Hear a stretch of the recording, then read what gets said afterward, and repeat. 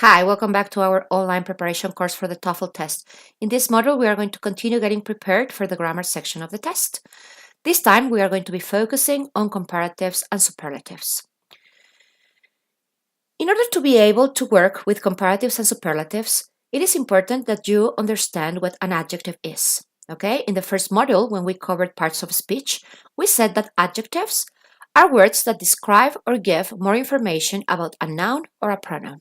If you still have questions about the kinds of adjectives that we have, I would recommend going back to the Module 1 and watch the video of parts of a speech again. In this time, right, we are going to be focusing on descriptive adjectives. Descriptive adjectives are the ones that we use in order to describe things or people, right? For example, beautiful, tall, and nice, okay? So, it is also important that for this matter, we divide the adjectives in three different categories: short adjectives, long adjectives, and irregular adjectives.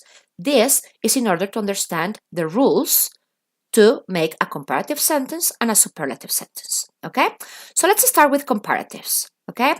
For comparatives, we have, when we are talking about short adjectives, we have three different rules, okay? The ones that happen most of the time when we have a short word is that we have to add ER. For example, cheap, cheaper, weak, weaker, old, older.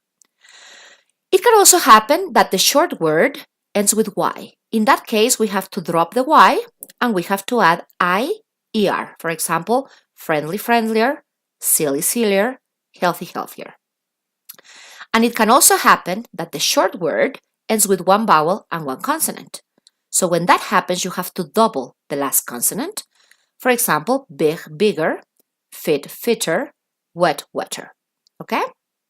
Now, let's continue with long words. Okay? These are the adjectives that have two or more syllables. For example, exciting, boring, and dangerous. Okay? In this case, you are not going to add ER. Okay? In this case, you are going to put more before the adjective. For example, exciting, more exciting, boring, more boring, dangerous, more dangerous. Okay? We also have irregular adjectives, okay? And in this case, they change completely. For example, good, bad, far.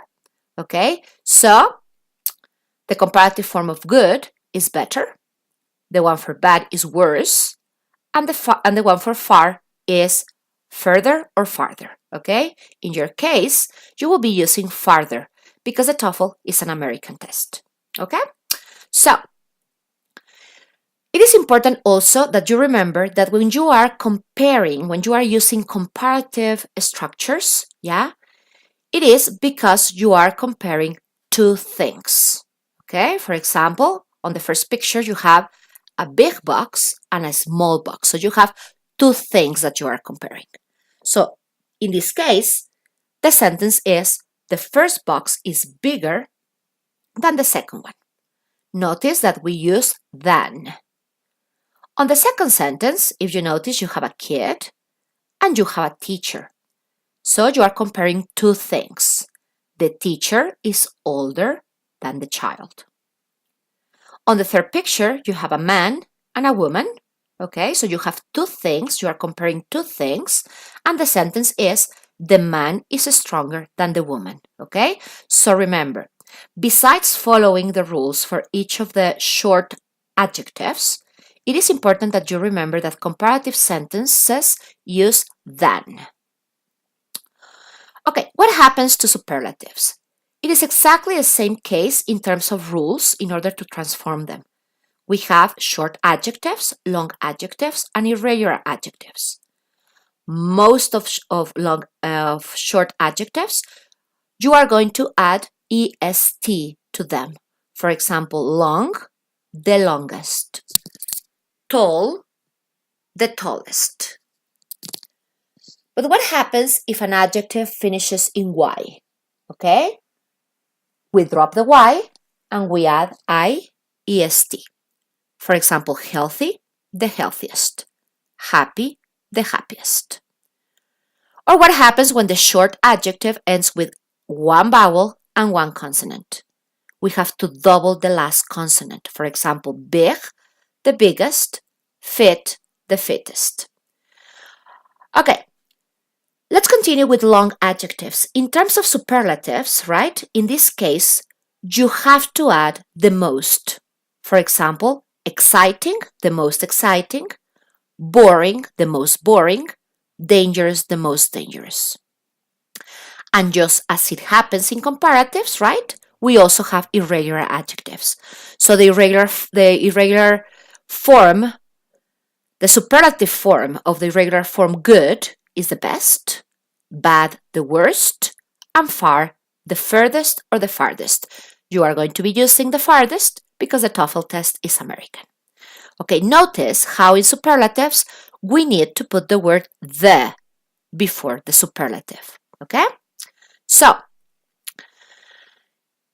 it is important that you understand that when you want to create superlative sentences, right? What you are doing is that you are saying that one thing is at the top of any category. Okay? For example, in the first picture, you have a teacher. So the teacher is the best looking person in the picture. You are saying that the teacher is the best looking one, is at the top of the category best looking. On the second picture, you have the man. The man is the strongest person in the picture. You are saying that no one is stronger than the man. The man is at the top of the category strong. In the last picture, you have the child is the youngest person in the picture. What you are saying is that the child is at the top of the category young. No one is younger than the child. Okay? It is very important that you understand that.